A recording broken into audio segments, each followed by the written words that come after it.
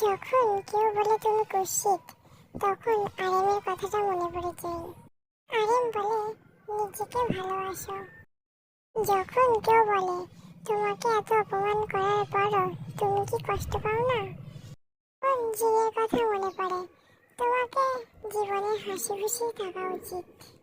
যখন কেউ বলে তুমি জীবনে কখনোই ওর মতো হতে পারবে না, তখন সুগার কথা বলাটা মনে পড়ে, নিজেকে কখনো অন্যের সাথে তুলনা করো না, তুমি নিজের মতোই সেরা।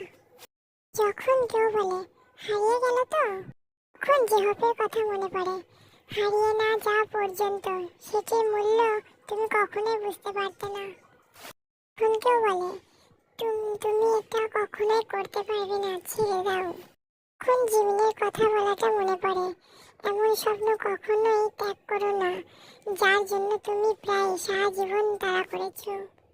যখন কেউ বলে ওই মানুষটা তোর নামে এত খারাপ কথা বলেছে, তুই ওকে কখনোই ক্ষমা করিস না, তখন ভিয়ের বলা কথাটা মনে পড়ে, ভুলে যাও কি তোমাকে আঘাত করেছে, কিন্তু এটা কখনোই ভুলে যেও না যে তুমি এটা থেকে কি শিখেছো।